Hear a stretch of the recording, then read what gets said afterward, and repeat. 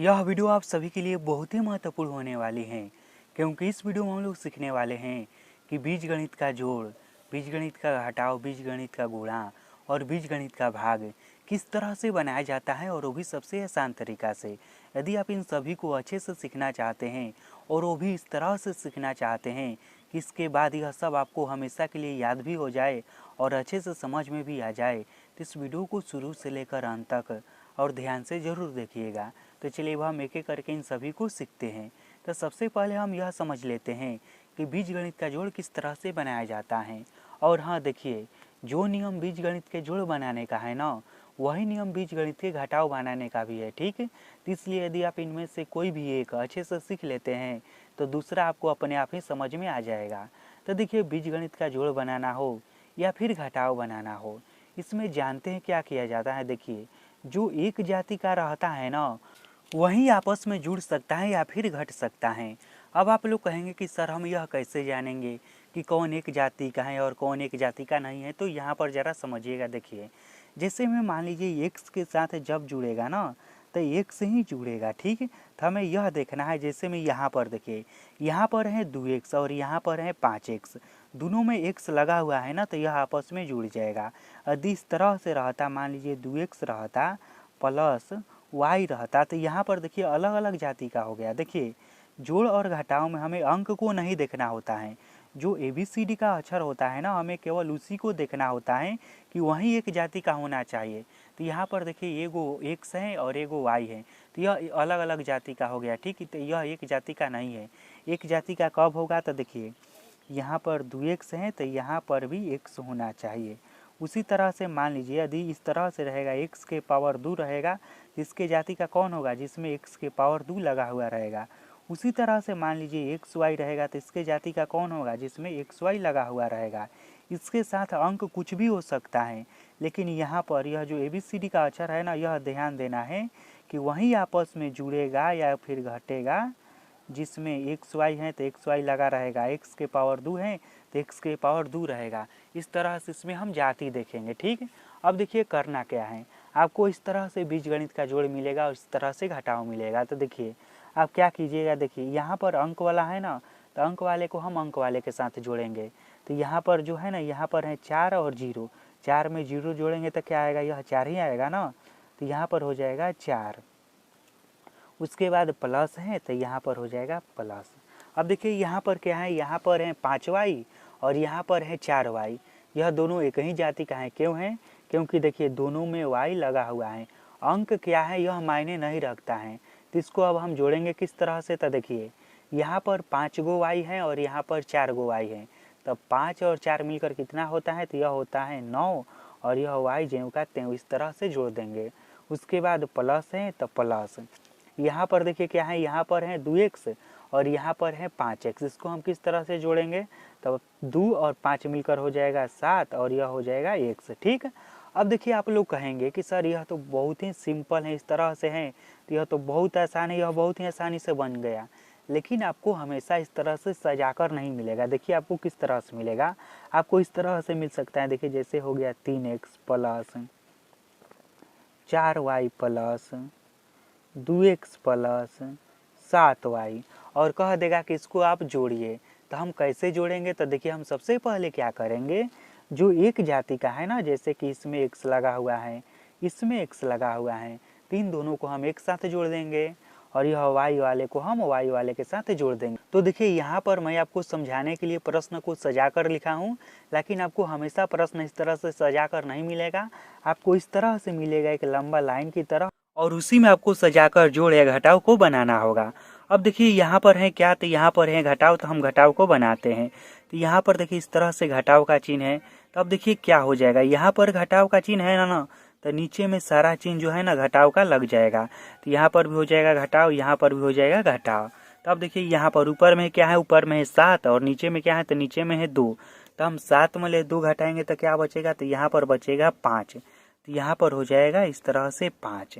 उसके बाद देखिए यहाँ पर यह वाला बड़ा है कि यह वाला बड़ा है, तो ऊपर वाला बड़ा है ना, और ऊपर वाला का चिन्ह क्या है, तो यह है प्लस, तो यहाँ पर हो जाएगा प्लस।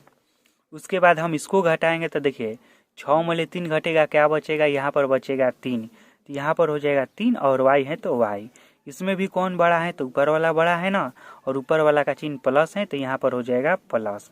अब देखिए यहाँ पर हो सकता है आप लोगों के मन में आ रहा होगा कि मैं क्यों कह रहा हूँ कि ऊपर वाला बड़ा है कि नीचे वाला बड़ा है, बड़ा छोटा होने से क्या मतलब है। तो देखिए घटाव का एक अपना नियम होता है और यह किसी भी घटाव में नियम काम करता है कि जब माइनस और प्लस का चिन्ह रहता है, जी हाँ आप लोग हमेशा याद रखिएगा, देखिए जब माइनस और प्लस का चिन्ह रहता है तो हमेशा घटाया जाता है। क्या किया जाता है तो हमेशा घटाया जाता है, लेकिन घटाने के बाद जो अंक बड़ा होता है ना उसी का चिन्ह दिया जाता है।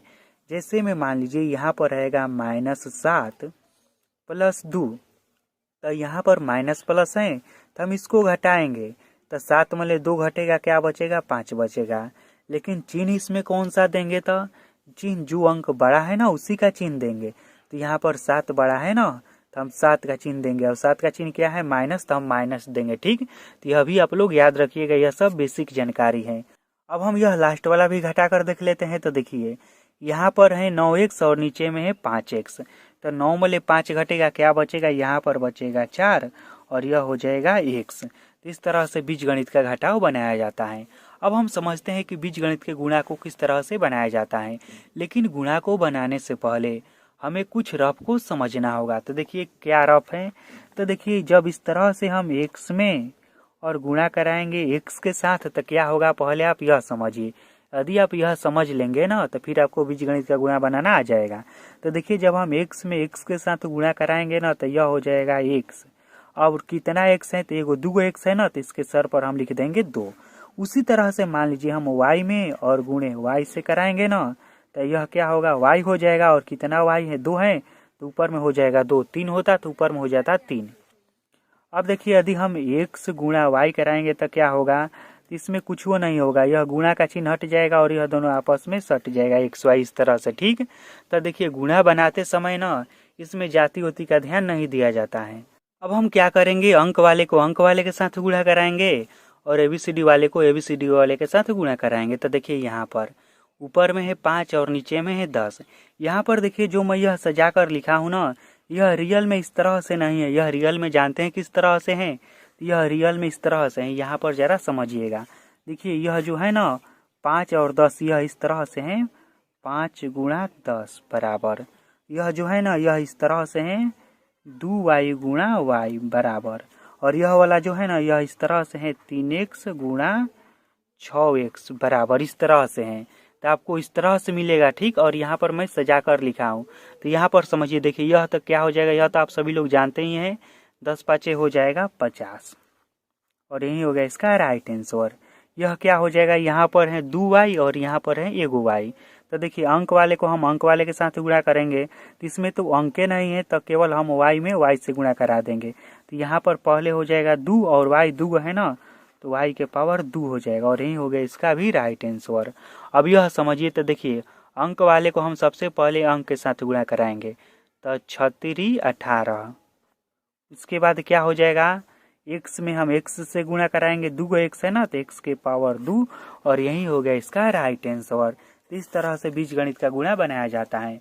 अब हम भागा का खेल समझते हैं। तो देखिए भागा में क्या किया जाता है, यहाँ पर क्या है, यहाँ पर है 4x के पावर 3, क्या है 4x के पावर 3। तो हम सबसे पहले क्या करेंगे, देखिए नीचे में जो अंक है ना जिसके सामने पर, तो अंक वाले को अंक वाले के साथ कर देंगे और ABCD वाले को ABCD वाले के साथ, या फिर एक साथ भी करेंगे तो कोई बात नहीं। इस तरह से देखिए यहाँ पर है 4 और यहाँ पर है x के पावर 3, इसका मतलब यह हुआ कि x 3 गो है ना, तो एगो x गुणा एगो x गुणा एगो x, 3 गो x, फिर गुणा है तो गुणा, यहाँ पर 10 है तो 10 और गुणा y के पावर 5 मतलब y 5 गो हैं, तो यहाँ पर हम 5 गो y लिख देंगे, 1 2 3 4 5। ठीक, उसके बाद इस तरह से चिन्ह, यहाँ पर 2 गुणे x है तो 2 गुणे x, उसके बाद गुणा है तो गुणा, और यहाँ पर है 5 गुणे y 3 गो है ना तो 3 गो y, एगो y 2 गो y और गुणे 3 गो y।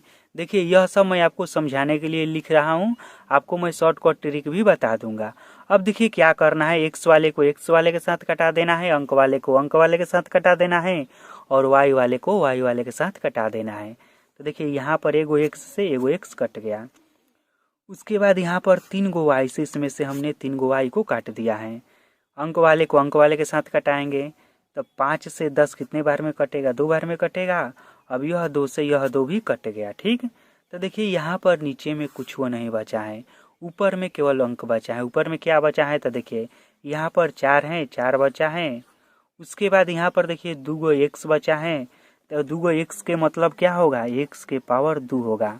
उसके बाद देखिए 2 गो वाई भी बचा है, तो 2 गो वाई का मतलब क्या होगा? वाई के पावर 2 होगा। और यही हो गया इसका राइट आंसर। तो इस तरह से बीजगणित का भाग बनाया जाता है। अब देखिए आप लोगों से मैंने अभी कहा था कि इसको इस तरह से आपको इतना लंबा नहीं बनाना पड़ेगा, मैं आपको ट्रिक बता दूंगा। तो जो लोग ट्रिक देखना चाहते हैं वो लोग यहाँ पर समझिए। देखिए ट्रिक यह है ना कि हमें अंक को अंक के साथ कटा देना है, तो यहीं पर हम इसको कटा देंगे। 2 से 4 कितने बार में कटेगा? 2 बार में कटेगा। और 5 से 10 भी 2 बार में कटेगा। ठीक, अब अंक तो कट गया है, अब क्या बचा है? तो यह सब एक्स वाला बचा है। तो यह देखिए क्या हो जाएगा, इस तरह से हो जाएगा। नीचे में अंक कुछ वो नहीं है। देखिए यहाँ पर क्या है? यहाँ पर है 2x के पावर 3। ठीक, क्या है? 2x के पावर 3। और नीचे में क्या है? नीचे में एगो एक्स है। ठीक, तो हम 3 गो एक्स में से एगो एक्स को घटा देंगे, तो यहाँ पर हो जाएगा 2x के पावर 2। 3 गो एक्स में से हम एगो एक्स घटाएंगे तो 2 एक्स बचेगा ना, तो इस तरह से हो जाएगा। उसके बाद गुणा है तो गुणा। और यहाँ पर देखिए यहाँ पर है y के पावर 5 और नीचे में है y के पावर 3, तो हम 5 में 3 घटा देंगे तो हो जाएगा y के पावर 2। और यहाँ पर 2 भी इसके साथ लगा हुआ है। अब यह अंक वाले के साथ अंक वाले में गुणा, तो 2 दूनी का 4, x के पावर 2 और y के पावर 2। इस तरह से भी इसका आंसर आ गया।